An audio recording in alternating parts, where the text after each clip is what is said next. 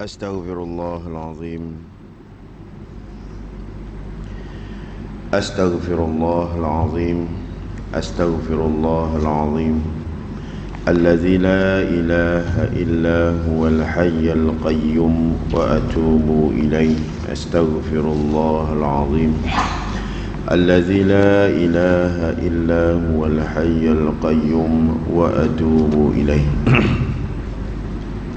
إلى حضرة النبي مصطفى رسول الله صلى الله عليه وسلم شيء لله لوم الفاتحة أعوذ بالله من الشيطان الرجيم بسم الله الرحمن الرحيم الحمد لله رب العالمين الرحمن الرحيم مالك يوم الدين إياك نعبد وإياك نستعين اهدنا الصراط المستقيم صراط الذين أنعمت عليهم غير المغضوب عليهم ولا الضالين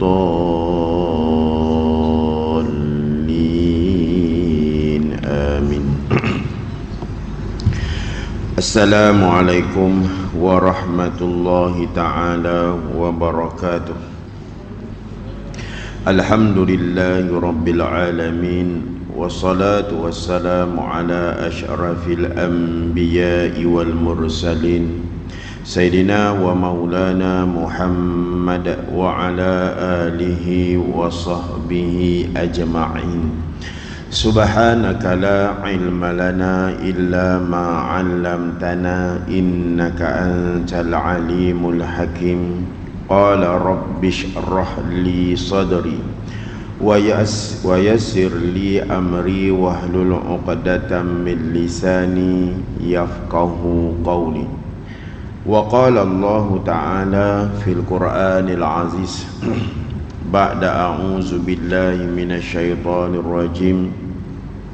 Laqad ja'akum rasulun min anfusikum azizun 'alaihi ma anittum harisun 'alaikum bil mu'minina raufur rahim. Fa in tawallaw faqul hasbiyallahu la ilaha illahu alaihi tawakkaltu wa huwa rabbul arshil azim. Sadaqallahul azim. Wala hawla wala quwwata illa billahil aliyyil azim. Sidang jemaah muslimin, muslimat, ibu-ibu, ayah-ayah, sahabat-sahabat muslimin dan muslimat yang dirahmati oleh Allah Subhanahu wa taala. Alhamdulillah, kita masih lagi berada di dalam hari-hari yang terakhir di bulan Rabiul Awal ini. Mudah-mudahan di dalam kita menyambut Maulidur Rasul baginda Nabi Muhammad sallallahu alaihi wasallam sebagai suatu rasa kecintaan kita kepada baginda Nabi Muhammad sallallahu alaihi wasallam. Dan ingatlah ya, satu-satu amalan yang berserta dengan apa yang Allah firmankan, innallaha wa malaikatahu yusalluna 'alan nabi ya ayyuhallazina amanu sallu 'alaihi wa sallimu taslima. Ya, Allah, malaikat berselawat ke atas Nabi sallallahu alaihi wasallam. Maka kita sebagai umat Nabi SAW, Allah juga kata, wahai kalau kamu beriman kepada Allah SWT, wahai orang-orang yang beriman, hendaklah kamu berselawat ke atas baginda Nabi SAW sebagaimana Allah dan para malaikatnya berselawat. Maka lakukanlah sebagai suatu tanda sayang, cinta kita kepada Nabi SAW sebagaimana yang Allah sarankan. Maka peranan yang wajib dimainkan sebagai umat untuk kita berada bersama dengan junjungan besar Nabi SAW, sahabat-sahabat, ya, tabi'in dan sebagainya. Maka sayangilah pewaris-pewaris baginda Nabi SAW yang ada bersama kita pada hari ini, yang namanya para alim ulama, yang namanya hari ini orang gelar Tok Lebay, ya, Tok Guru, ya, ustaz-ustaz dan sebagainya. Kerana Tanda sayang kita, kita ikut apa yang disuruh oleh Nabi, apa yang disuruh, ya, yang dilarang kita tinggalkan. Itulah erti kata yang sebenar baginda Nabi SAW disayangi. Allah Subhanahu wa Ta'ala berfirman di dalam surah Taubah, di antara banyak, ya, tentang kedatangan, ya, tentang Nabi akhir zaman ini. Allah berfirman dalam salah satu ayat di dalam Al-Quran, ialah di dalam surah Taubah ayat yang ke-128 dan 129, ya, yang mana ini adalah ayat yang terakhir daripada surah Taubah ataupun suratul Bara'ah, yang mana surah ini tidak dibaca pada awal kalimah, dan setengah ulama mengharamkan membaca kalimah Bismillahirrahmanirrahim ketika mana nak membaca suratul Bara'ah sekadar a'udzubillahi minasyaitonirrajim tanpa Bismillahirrahmanirrahim. Ayat ini berbunyi, laqad ja'akum rasulun min anfusikum, telah didatangkan sesungguhnya, ya, telah didatangkan kepada kamu, ya, nabi yang daripada kalangan kamu sendiri. Allah tak datangkan nabi daripada malaikatnya, ya, Allah tak datangkan nabi daripada golongan jin yang kita tak nampak pada hari ini. Allah tak datangkan makhluk-makhluk yang lain, akan tetapi Allah kata min anfusikum, daripada kalangan kamu sendiri. Maknanya Nabi ni manusia. Nah, ya, Nabi ni diberi kelebihan sebagai kekasih Allah Subhanahu wa Ta'ala. Dua matlamat pada ayat 128 ini ialah peranan Nabi. Ini peranan Nabi sallallahu alaihi wasallam. Yang pertama, azizun alaikum hima anitum harisun bima anitum. Yang kedua, harisun alaikum bil mu'minina raufur rahim. Dua peranan. Yang pertama, Nabi sallallahu alaihi wasallam ini menjadi rasul yang terlalu sangat mengambil berat tentang diri umat-umatnya. Nabi sayang dengan umatnya. Sebab itu Nabi seru, siapa yang ni malah umat akhir zaman ini Nabi pun sayang. Kerana apa? Kata Rasulullah, dia orang tak tengok aku, dia orang tak ada dengan sahabat-sahabat aku, dia orang tak berjuang sama ini, tapi mereka datang ziarah aku, kita pergi umrah, ya, mereka berjuang di atas jalan Islam. Ini yang dikehendaki. Inilah peranan sambutan Maulid Nabi SAW, ya, yang mana Nabi ambil berat terhadap kesusahan yang ditanggung oleh umat dia. Dan yang kedua, Nabi sallallahu alaihi wasallam menumpahkan belas kasihannya dan kasih sayangnya bersama dengan golongan orang-orang yang beriman kepada Nabi sallallahu alaihi wasallam. Sebab itulah besok di Telaga Kausarnya, di Yaumil Mahsyar, semua manusia nak duduk dengan Nabi sallallahu alaihi wasallam. Semua manusia nak meminum di Telaga Kausarnya yang disediakan oleh Allah kepada Nabi sallallahu alaihi wasallam. Dan ramai manusia nak syafaat baginda Nabi sallallahu alaihi wasallam yang ditinggalkan kelebihan ini untuk baginda Nabi sallallahu alaihi wasallam. Orang akan cari nabi-nabi yang lain. Ya, dia kata tolonglah Nabi Ibrahim, tolonglah Nabi Allah Musa, Nabi Allah Isa. Tapi kata nabi-nabi yang lain, dia ada dekat Nabi sallallahu alaihi wasallam. Jadi bagaimana kita nak duduk dengan Nabi sedangkan di dunia kita tolak ajaran-ajaran yang disuruh oleh Nabi sallallahu alaihi wasallam? Kita gunakan akal yang diberikan oleh Allah kepada kita untuk menolak Nabi, menghina para alim ulama dan sebagainya. Maka nak sayang dengan Nabi, maka sambutlah tiga perkara nanti yang saya nak cakapkan nanti. Okey, yang kedua, Nabi sallallahu alaihi wasallam ini peranan dia sekiranya kita menolak, sekiranya apa yang kita serukan. Hari ni kita ajak anak kita semayang, anak kita kadang-kadang tak nak, ya. Hari ini kita ada adik-beradik, kita ajak kepada Islam, mereka tak nak. Hari ini ramai masyarakat jauh daripada agama, kita ajak, dia tak nak. Lalu Allah kata, fa in tawallaitum, sekiranya kamu berpaling daripada ajaran agama Allah, sekiranya mereka ini berpaling, ya, kita jangan ingat anak kita beriman, anak kita nak beriman, ya. Sebab itulah salah satu tanda sayang kepada Nabi SAW, tolong penuhkan masjid dan surau serta kehidupan bersama dengan orang yang beragama Islam. Itu je matlamat dia. Selagi tak penuh surau masjid, jangan gebanglah, jangan ceritalah bahawa kita sayang dengan baginda Nabi sallallahu alaihi wasallam. Sebab itulah Allah berfirman, fa in tawallau, sekiranya manusia ini berpaling daripada ajaran Islam, maka sebagai orang Islam, Nabi sallallahu alaihi wasallam mengatakan apa dia? Hasbiyallah, ya, cukuplah Allah sebagai tempat untuk aku, tempat aku minta tolong, dan Allah lah yang akan memelihara aku.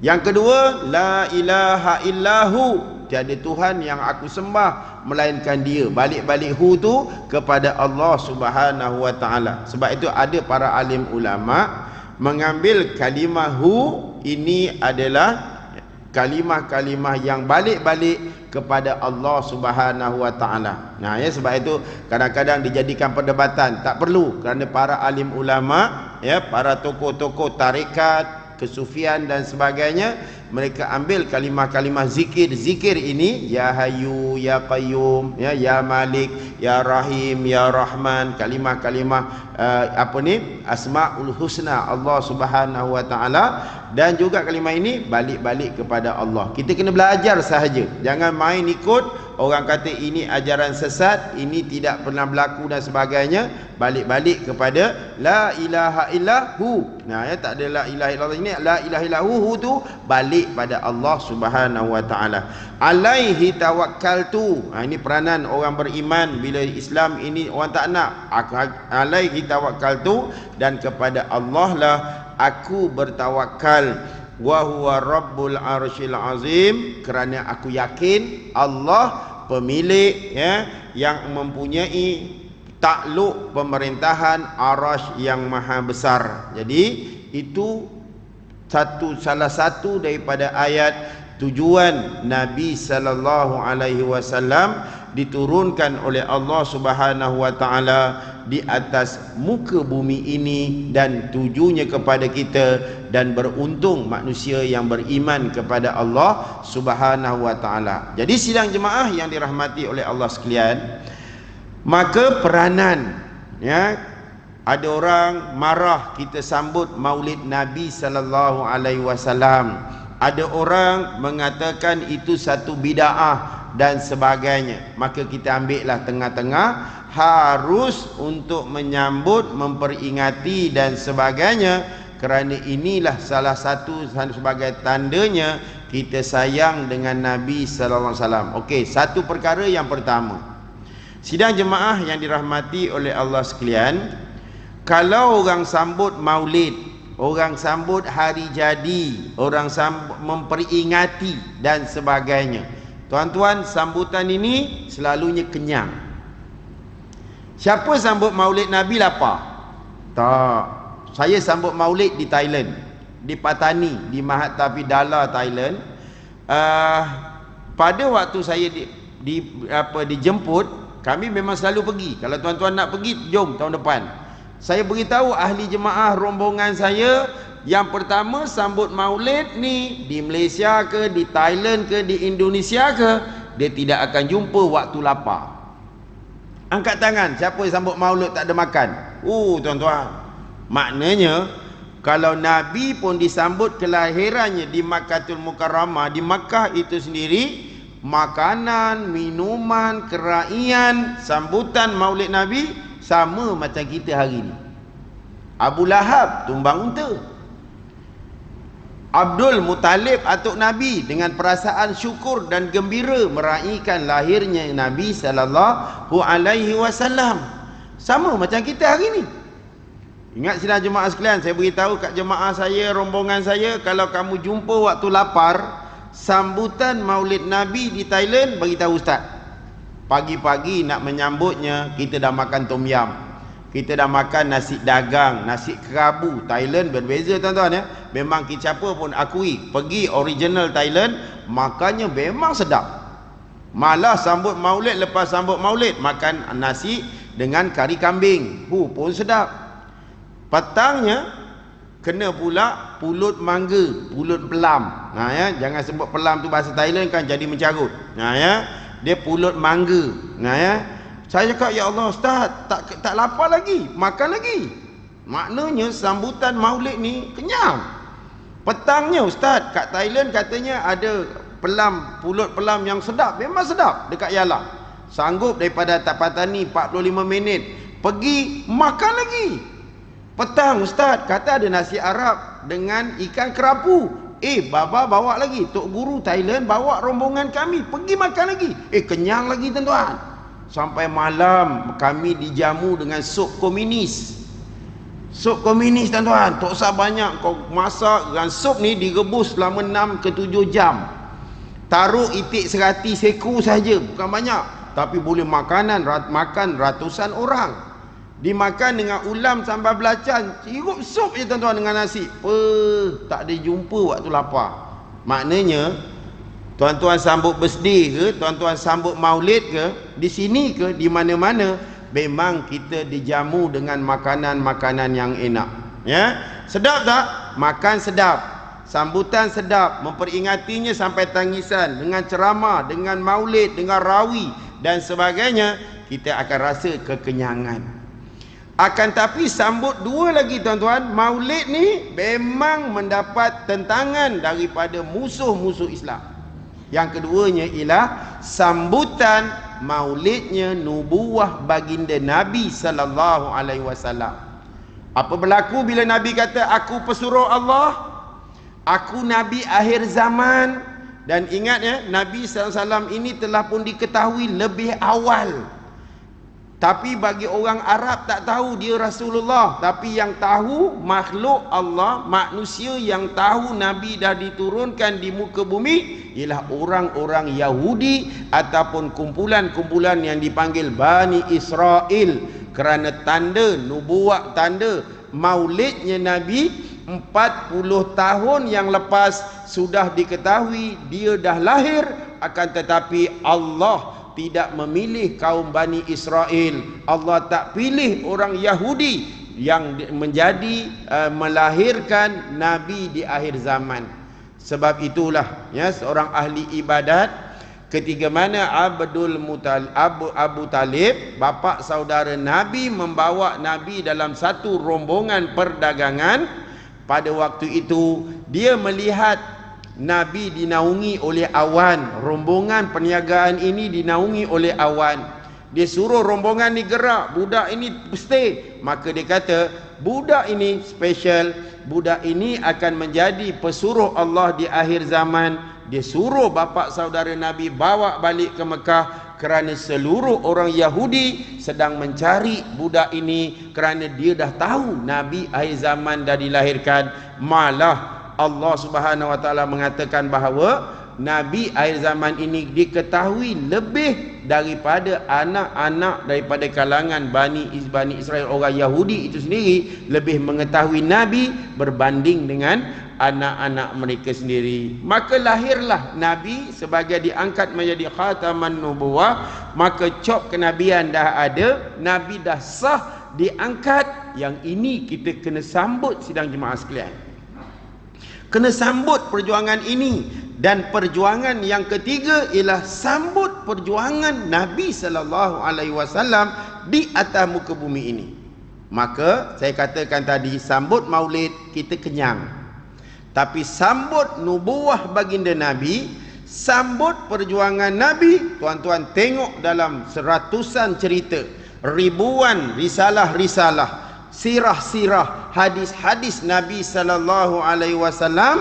Maka menyambut perjuangan nubuah, menyambut Nabi punya kenabian Nabi SAW diangkat menjadi Rasulullah. Maka pada waktu itu tentangan, ya, pembunuhan, penindasan, pemulauan dan kepelbagaian perkara yang tak seronok kerana menyambut nubuah dan perjuangan baginda Nabi sallallahu alaihi wasallam. Tuan-tuan tengok orang tak semayang, tuan-tuan rasa apa? Lantak pidah. Tuan-tuan tak rasa apa. Tapi cuba tuan-tuan sebagai dai, tuan-tuan sebagai ustaz, tuan-tuan sebagai ibu ayah yang sembahyang, mana senang ketika mana anak ini kita tak ada pengetahuan, tak ada kemahuan untuk ajak mereka kepada agama, berbanding ketika mana kita faham tanggungjawab nak ajak mereka. Mana yang senang? Memang yang senang kalau dia nature je. Kita tengok orang tu tak sembahyang, relax je, kita pun tak ada tanggungjawab. Tapi bila kita belajar, kita ajak manusia ini datang sembahyang. Tuan-tuan tengok hari ni, sekarang ni, malam tadi sedang berlangsung majlis tilawatul Quran. Tuan-tuan tengok gegar Vaganza dengan pertandingan apa-apa dengan tilawatul Quran peringkat antarabangsa. Mana pengunjung paling ramai? Ramai lagi gegar Vaganza. Tuan-tuan, hari ini dekat masjid kosong. Cuba tuan-tuan buat kerja. Macam mana masjid Temerloh Jaya, macam mana masjid-masjid yang diimarahkan. Kenapa mereka imarah? Sebab kerja yang dilakukan oleh asatizah, jawatan kuasa masjid, jawatan kuasa surau, macam mana mereka nak mengajak. Tuan-tuan tanya, mana senang kita duduk semayang tonggang-tonggek, kita datang solat pada waktunya, berbanding dengan kita nak ajak orang masuk dalam rumah Allah. Jawapannya, nak mengajak itu lebih sukar berbanding dengan kita datang hanya sekadar solat, tidak menjadi masalah. Anak-anak kat rumah, tuan-tuan kena ingat, mereka sembahyang tak sembahyang, mana senang. Sebab itulah hari ini banyak satu lontaran perasaan, lontaran pertanyaan kepada manusia-manusia yang beragama Islam. Kita tak nak tanya yang kafir. Kita tanya, kenapa ketiga anak kamu baik, kamu tak ajak kepada agama, dan mengapa bila jahat, bila buruk, bila dah rosak, baru kamu nampak agama? Senang tak kalau masa dia baik dulu kamu hantar sekolah agama? Senang. Tapi bila dia dah tahu seksual, dia dah tahu tentang teknologi yang menjahanamkan dia, dia dah seronok dengan hiburan sosial, fanfare, function-function yang melalaikan, dia dah sebati dengan benda tu, baru kita nak ajak. Jawapannya, inilah yang Nabi buat. Bila nak ajak orang kepada Allah adalah benda yang terlalu sukar, susah. Kita nak ajak manusia kepada jalan agama Allah Subhanahu wa taala. Sebab itulah nak sambut Maulid Nubuwah, nak sambut perjuangan Nabi sallallahu alaihi wasallam, dia memang mendapat penentangan di sisi manusia. Apatah lagi mereka sudah sebati dengan jalan-jalan iblis dan syaitan, jalan-jalan yang salah dan hiburan yang melalaikan, program yang melalaikan. Maka ini adalah menjadi satu kesukaran di sisi Allah Subhanahu wa taala bagi orang-orang yang beriman. Jadi kesukaran ini akan mendatangkan ganjaran yang luas di sisi Allah Subhanahu wa taala.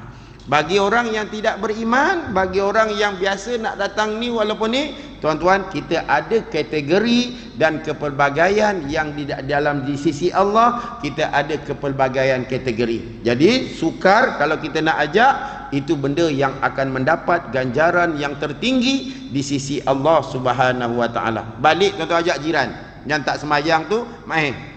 Tuan-tuan pergi ajak tu, yang driver taksi tengah main daun teruk kat tepi tu, tuan-tuan ajak ya untuk datang semayang ni. Kau nak tengok meletup tak meletup kepala kau. Nah ya, kadang sudah tak heran, dulu orang main teruk, dia segan dengan orang pakai songkok. Nah ya, dia segan. Belum ajak dah segan dah. Tapi hari ni haram dia tak heran. Lantaklah bro. Lu geng masjid, lu geng masjid. Gua geng gua, geng gua. Nah, jadi ingat ya, peranan yang pertama, tujuan yang kita nak sambut perjuangan Nabi sallallahu alaihi wasallam ialah mengajak yang pertama seluruh manusia-manusia ini supaya beriman kepada Allah dan beriman kepada Rasulullah sallallahu alaihi wasallam. Jadi sambutan yang pertama, jom kita buat kerja nak mengajak manusia-manusia beriman kepada Allah, ya, beriman kepada Rasulullah sallallahu alaihi wasallam. Jadi benda ni sukar. Nah ya, jadi kalau nak tahu sukar tak sukar, terjun bersama para asatizah, para alim ulama untuk mengajak manusia kepada jalan Allah Subhanahu wa taala. Okey, yang kedua naklah kita sambut Maulid Nabi sallallahu alaihi wasallam ini ialah dengan kita berada pada satu jalan, berjuang pada jalan Allah Subhanahu wa taala bersama seluruh apa yang kita miliki, harta benda, ya, hak-hak yang kita ada, dan juga tubuh badan kita ini bersama untuk berjuang di atas jalan agama Allah Subhanahu wa taala. Kerana keberkatan tidak boleh diukur dengan vernier caliper.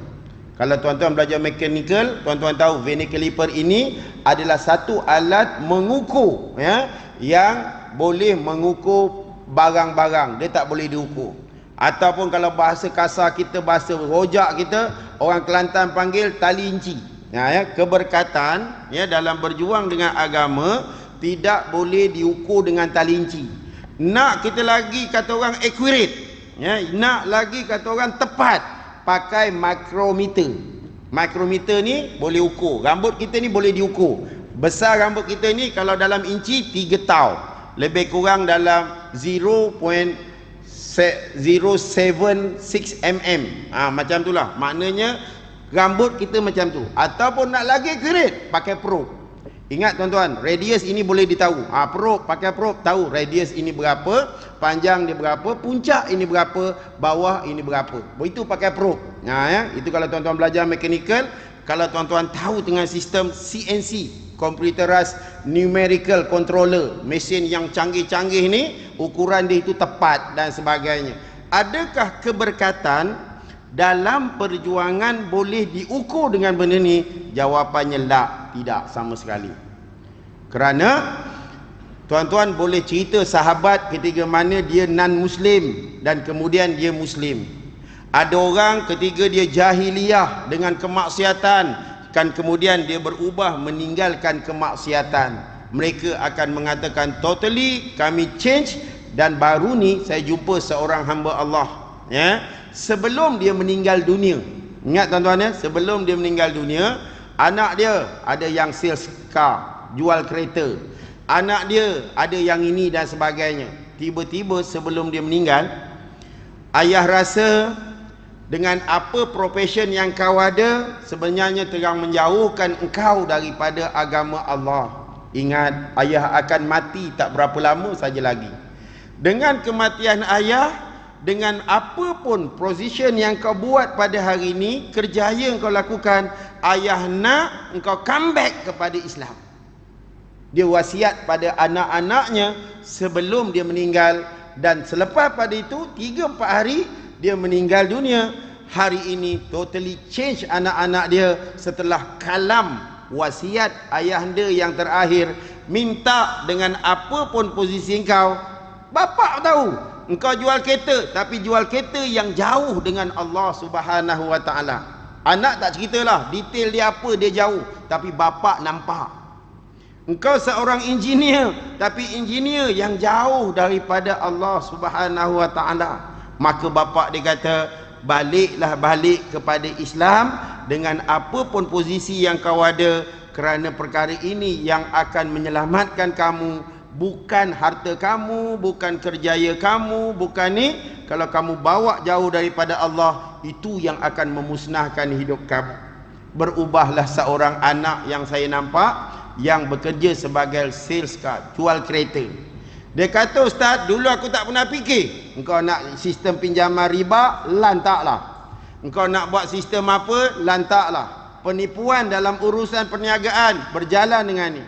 Dia kata, betul ustaz, rezeki saya tak pernah cukup, kehidupan saya tak pernah aman. Dan ketika saya tukar, saya bawa dalam sistem Islamik, perbankan Islam, walaupun nampak ada syubhat dan sebagainya, saya cuba buat dan sebagainya. saya buang beberapa perkara yang tidak baik dalam unsur-unsur perniagaan. Dia kata, Ustaz, memang betul apa yang dikatakan oleh almarhum ayah saya. Dia punya change, dia punya tukar, dia punya keberkatan memang tidak boleh diukur dengan akal. Akan tetapi ini adalah keberkatan yang boleh diberikan oleh Allah sekiranya kamu buat dan tukar kehidupan kamu kepada ajaran agama Allah Subhanahu wa taala. Sebab itulah ya, jika kita mengetahui itu kebaikan, maka kita ajak manusia berjihad, ya, berjuang di atas jalan Allah dengan harta yang kita miliki, dengan apa jua dengan diri kita, maka insya-Allah keberkatan kita akan dapat. Macam tu gak Halimatun Sa'diyah. Tuan-tuan belajar sirah, tuan-tuan dengar, ingat ya, ibu susuan Nabi ni ada 8. Kalau dalam kitab Rawi tu, ibu Nabi ada 8. 7 ibu susuan, 1 Aminah. Yang paling familiar Ummu Aiman, ya, Saubah, ya, dan juga Halimatun Sa'diyah ni. Yang mana Halimah, tuan-tuan sendiri tahu, datang dengan keldai dia, ya. Keldai haram dimakan, keladi tidak dimakan. Aku masih ingat lagi, kalau di pondok ni Kaflam Dahlia ni jadi satu alat pergaduhan. Keldai, no, keladi, no, keldai. Bergaduh pasal keldai dengan keladi. Yang haram dimakan keldai, yang sedap dimakan keladi. Nah ya, jadi kalau kau tak nak makan, kau pakailah hukum kau. Nah, ini dalam kitab kuning yang tidak ada baris. Nah ya, jadi keldai Halimah slow. Orang beritahu Halimah, no, dah tak ada budak dah. Engkau yang ada anak yatim, memang tak ada upah punya. Tapi bila Halimah pegang Nabi sallallahu alaihi wasallam, dan Halimah bawa anak dia juga, anak dia yang betul, adik-beradik susuan Nabi, tiba-tiba memegang Rasulullah sallallahu alaihi wasallam. Baru pegang, tuan-tuan ya, belum ajak berjuang ni, baru pegang Nabi. Sebab itu kita hari ni tak nak berjuang, tak apa, tapi bersamalah para alim ulama, bersamalah dengan orang-orang yang buat kerja agama. Ini pun dah ada keberkatan. Dia pegang Nabi sallallahu alaihi wasallam, tiba-tiba susu Halimah jadi banyak. Keldai dia yang slow jadi kuat. Taman dia, yang kampung dia di Bani Sa'ad itu yang kering kontang, yang tidak ada apa-apa pada waktu itu, diberkati oleh Allah dengan kambing-kambing, binatang ternakan, tanaman, semuanya jadi subur. Kerana apa?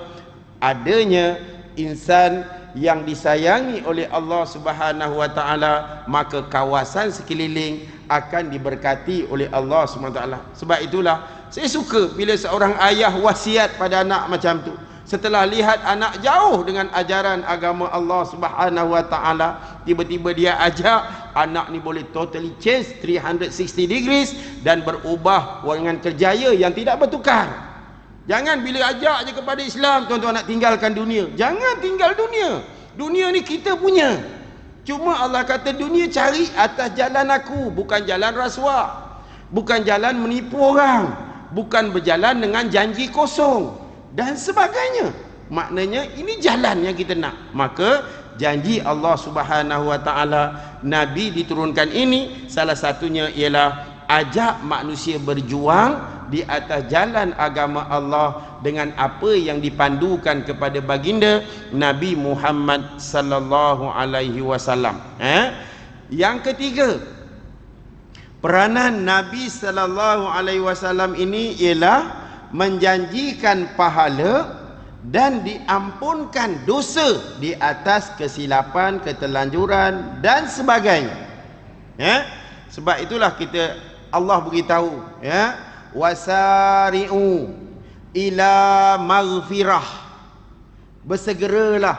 Ayat 132 suratul Ali Imran, tuan-tuan bacalah ya, ayat 132 suratul Ali Imran, wasari'u ila maghfirah, bersegeralah kamu menuju kepada jalan keampunan kepada Allah Subhanahu wa taala. Tuan-tuan, hari ini kita banyak dosa.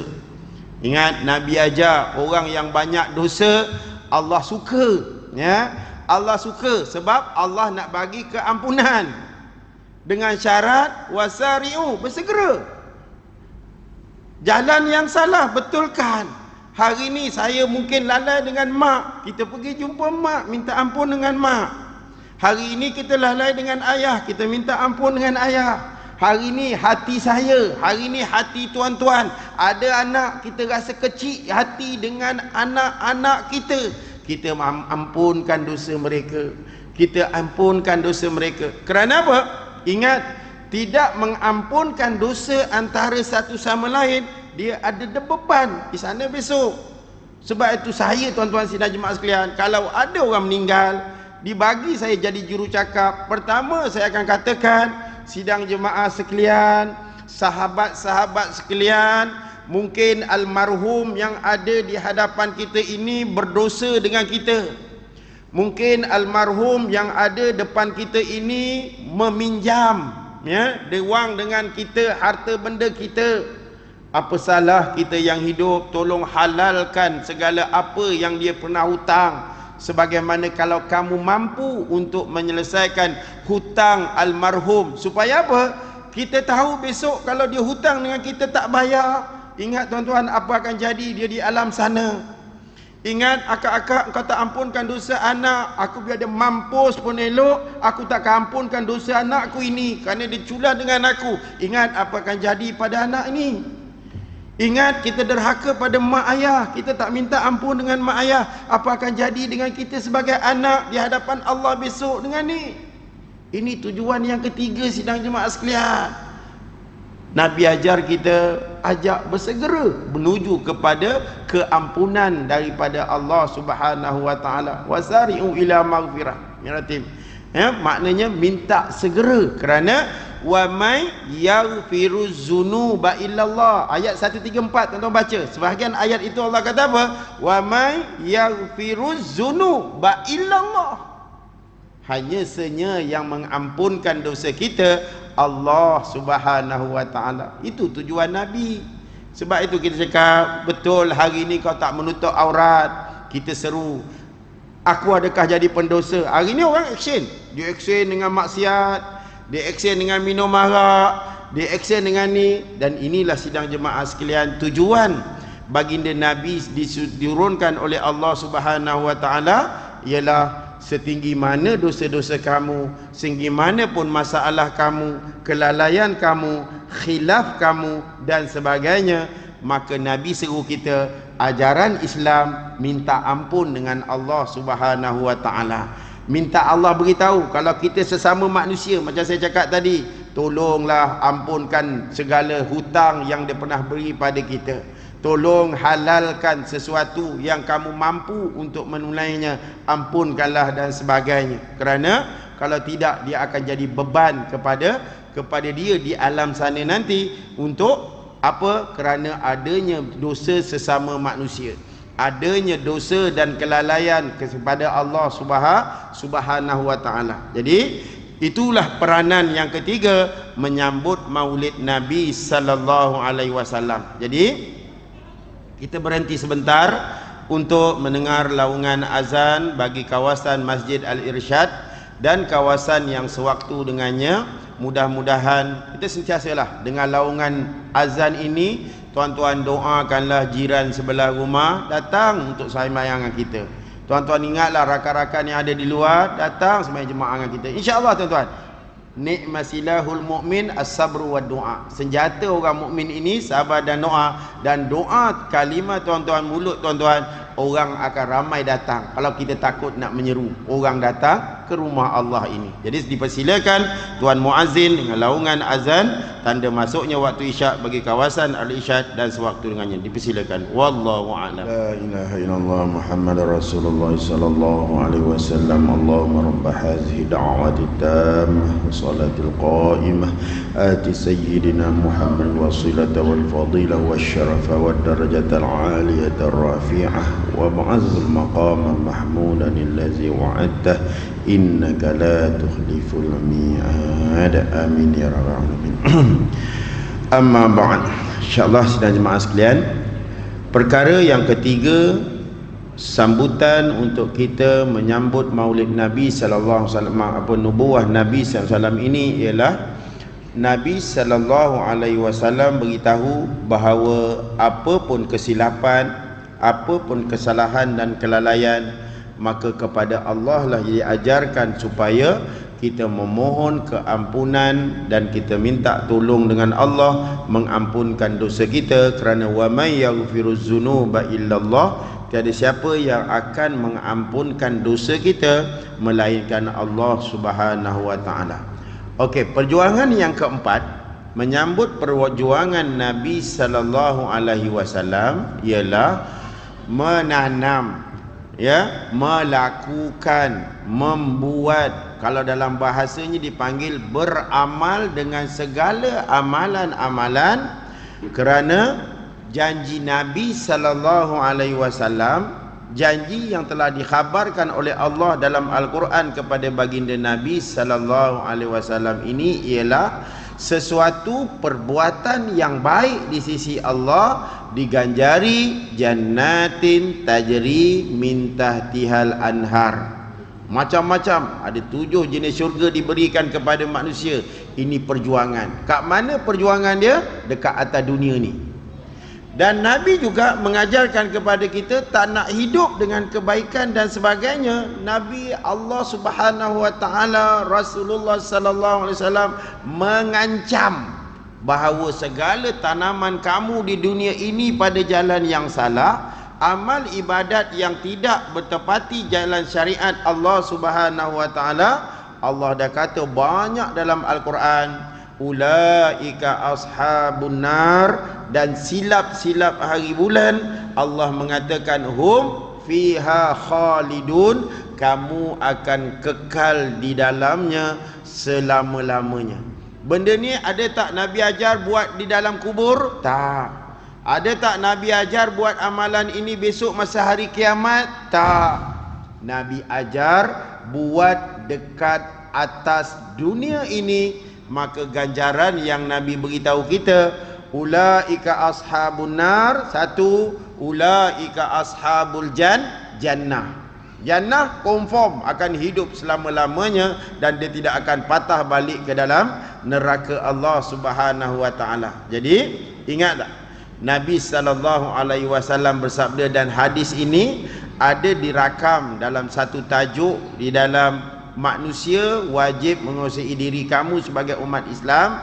Hadis ini Nabi mengatakan, laula annasyayatin yahumuna ala qulubi bani adam lanazaru ila malakutis samawati wal ard. Kalaulah tidak kerana syaitan yang mengelilingi hati-hati anak-anak Adam ini, nescaya amal ibadat kamu ini akan dapat melihat kerajaan Allah di langit dan di bumi. Ini hadis Nabi sallallahu alaihi wasallam. Maknanya oleh kerana kita ini terkepung, kita ini teruji, maka segala ujian dalam kehidupan yang kita lalui pada hari ini, inilah yang kita wajib sambut maulidnya perjuangan Nabi sallallahu alaihi wasallam. Dan saya telah gariskan ada 4 perkara tadi, bahawa perkara yang keempat, Nabi mengajak kita berjuang untuk kita berada bersama dengan junjungan besar Nabi kita Muhammad sallallahu alaihi wasallam di dalam syurga.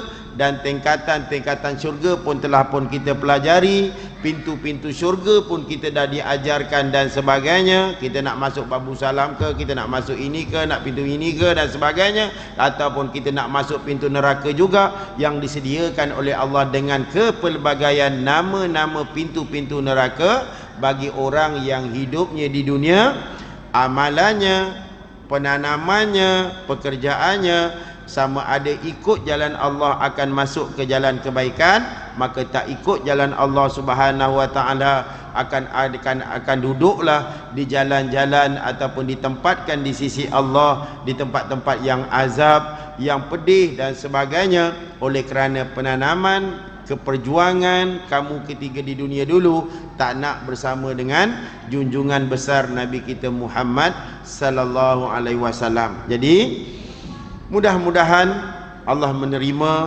dan memahamkan kita sedikit perkongsian pada malam ini ikut dengan apa yang ada pada kebaikan yang diberikan, dan buanglah mana-mana keburukan yang tidak baik dan sebagainya, dijauhkan, supaya kita menjadi manusia yang berguna, kerana kita menyambut nubuahnya baginda Nabi SAW, kita menyambut perjuangannya baginda Nabi kita Muhammad sallallahu alaihi wasallam. Sebab itu saya katakan tadi, sambut maulid perut kenyang, ya, sambut maulid tidak akan lapar, akan tetapi sambut perjuangan Nabi, kepelbagaian rintangan ujian akan diterima bagi manusia yang berjuang di atas jalan agama Allah Subhanahu wa taala. Jadi insya-Allah tuan-tuan, ya, mudah-mudahan kita akan ada penamaan calon pada 5 hari bulan, kita ada pengundian awal pada 15 hari bulan, dan kita juga ada pengundian untuk umum pada 19 hari bulan. Tanggungjawab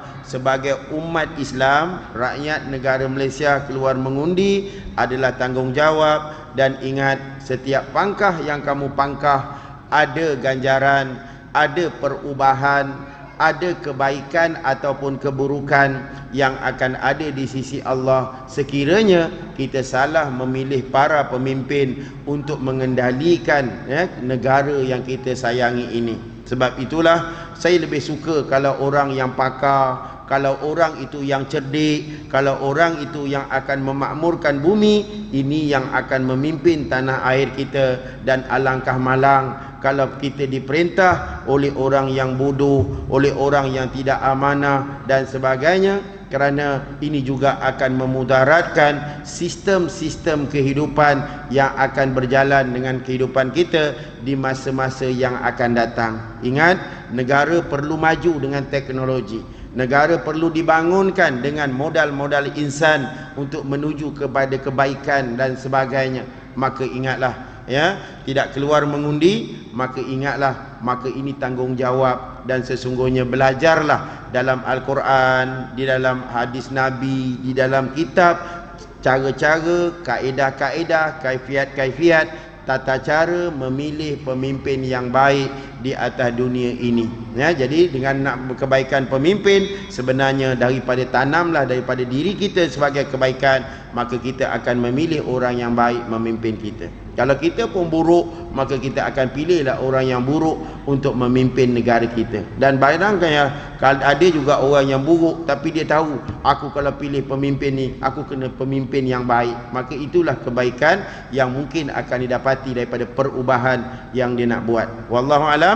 Mudah-mudahan doakanlah juga kami, Convocation Permata Al-Quran Malaysia di Universiti Sains Islam Malaysia akan berjalan dengan sebagaimana telah pun dijadualkan, walaupun dengan election yang sedang berlangsung, dengan kempen yang sedang ni. Jadi kami juga terpaksa meneruskan kerana ini telah dirancang lebih awal berbanding dengan pembubaran parlimen yang ada. Jadi saya nak minta doakan kepada anak-anak kita yang terlibat dalam convocation, dan tuan-tuan yang nak datang dalam convocation ini adalah sangat-sangat dialu-alukan. Tuan-tuan boleh melihat kejayaan ataupun future masa depan tahfiz-tahfiz di dalam negara kita, ya, kerana ada 1,400 buah tahfiz yang bergabung dengan Persatuan Permata Al-Quran akan berdada di USIM Negeri Sembilan.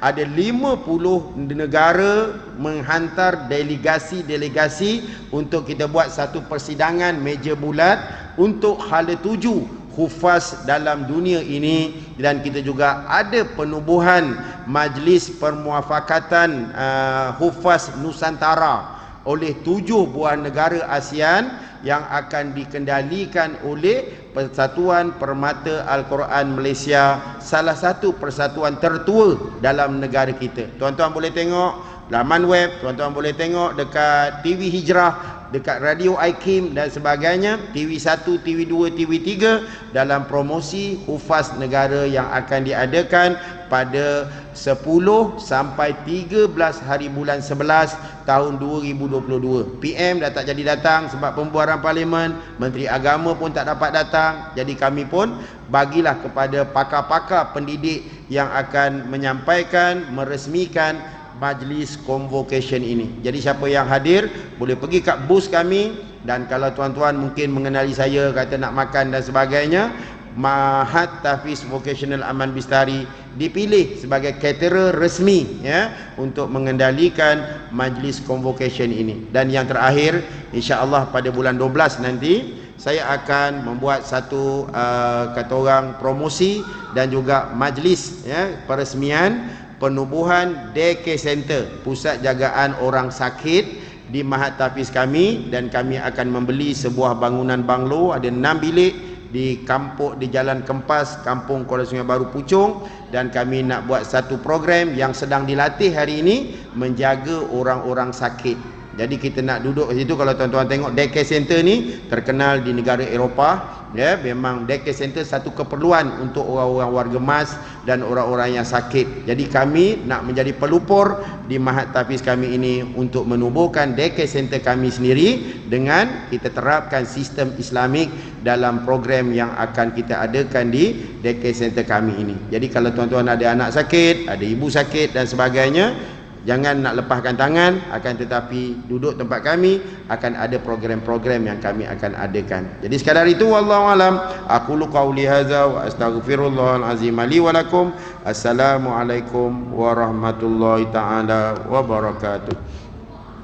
A'udzu billahi minasyaitonir rajim. Bismillahirrahmanirrahim. Alhamdulillahi rabbil alamin wassalatu wassalamu ala asyrafil anbiya'i wal mursalin sayyidina Muhammad wa ala alihi washabihi ajmain. Allahumma akhrijna min zulumatil waham wa akrimna binuril fahm waftah lana abwabal ilm wa zayyina bil akhlaqil hasanati wal hilm.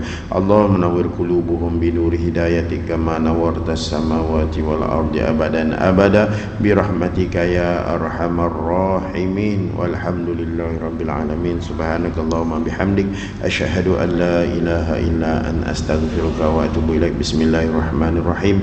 Wal 'asri innal insana lafi khusr illa allazina amanu wa 'amilus shalihat wa tawasaw bil haqq wa tawasaw bis sabr. Aqimis salat. Insyaallah kita salat yang kelima.